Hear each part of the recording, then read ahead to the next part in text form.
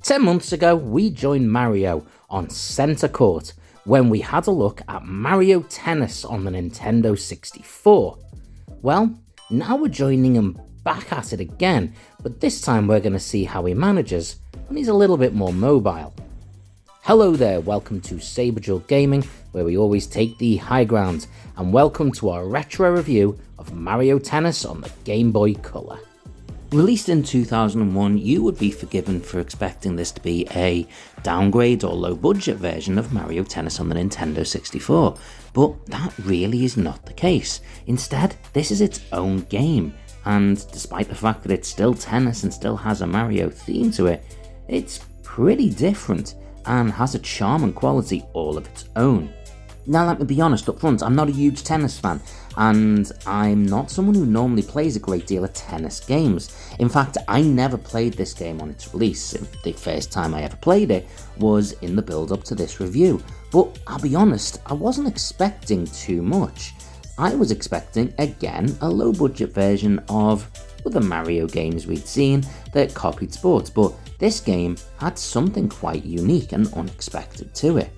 Now let's start with the negatives, because there is one glaring issue for a lot of people in this, and that is, you're not really going to see Mario much in the game. In fact, out of the characters that you can choose, a whole bunch of Mario themed characters are there, except for Mario himself. The nearest we get is Baby Mario as a selectable character. However, whilst that is a weird choice, it's not necessarily a massive issue for the game quality itself, and the range of characters we do have are still pretty decent. So let's look at the tennis itself. Well, like most sports games, this game does suffer from a degree of repetition. Games such as ice hockey, tennis, golf, even football, they follow a very similar pattern, so there is not really a great deal of variety you can have. This game does offer some variety in that there are different courts to play on, and each does have more than just an aesthetic difference, but does affect the way the game plays. But if for some reason playing single or doubles tennis is just not enough for you, well, first of all, why the hell have you bought a tennis game? But this game might just have something that accommodates you perfectly. The game comes with a variety of bonus games. Each of these has minor tweaks to the rules. Sometimes it's simply a 2-on-1, other times you have to hit pictures of fruits, particular fruits to get points, or hit the tennis ball through stars or bags of coins. Each of these is based on a particular character or theme, and whilst they're not particularly complicated, and some of them do work better than others, it's fair to say they add a little bit of variety, and as a bonus, these are pretty good. On the whole, they're not going to keep you occupied for hours, but it's a bit of a change of pace. The game also includes a tennis dictionary, and personally, I thought this was fantastic.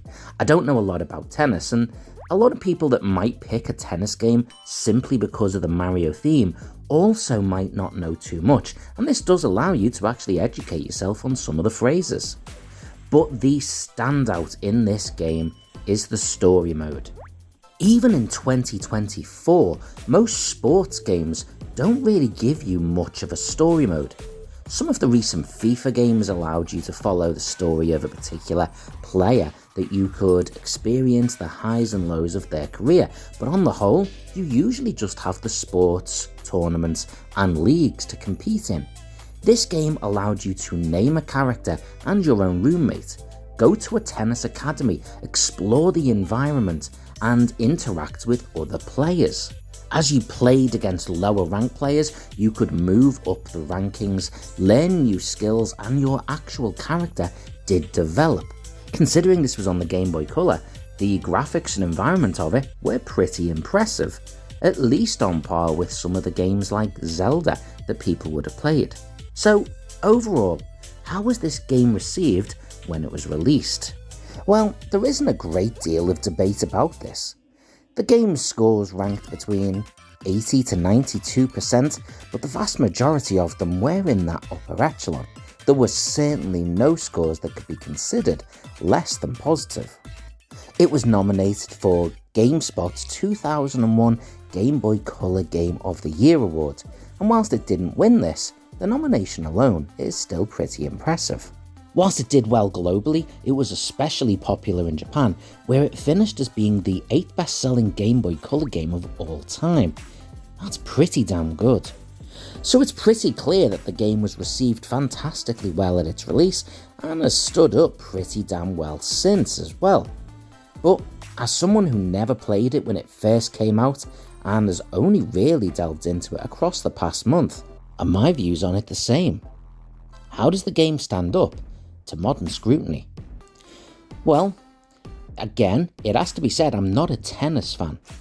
I also have to add into this, not only had I not played this game, I never actually had a Game Boy Color. I jumped straight from the Game Boy to the Game Boy Advance. But playing this game is really interesting.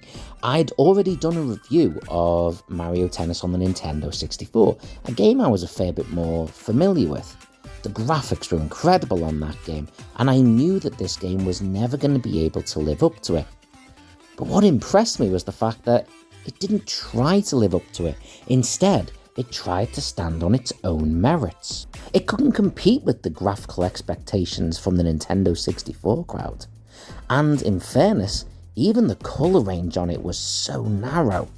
So, with limited scope for such beautiful visuals, it instead focused on really simple but effective gameplay, and in many ways I find the tennis in this easier and more engaging than on the Nintendo 64.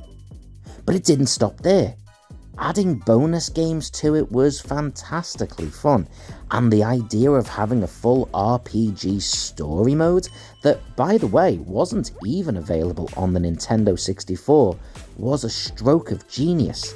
That was the type of game that really suited the Game Boy Color. All you have to do is look at the Pokemon games, for example, and with that, this game really came into its own and thrived. While I'm sure people picked up on it at the time, looking back from that retro perspective, it's even more impressive what this game has managed to do. Being released alongside an absolute powerhouse of a game on a powerhouse of a console like the Nintendo 64, the Game Boy Color really had to be tested and really had to be creative to create games that could play alongside it. And that's exactly what this did. It didn't try to copy it beat for beat. Instead, it really relied on what the Game Boy Color and other versions of the Game Boy have done so well in the past. It was a pick up and play game, but also allowed you to play something with more depth than Mario Tennis on the Nintendo 64 had.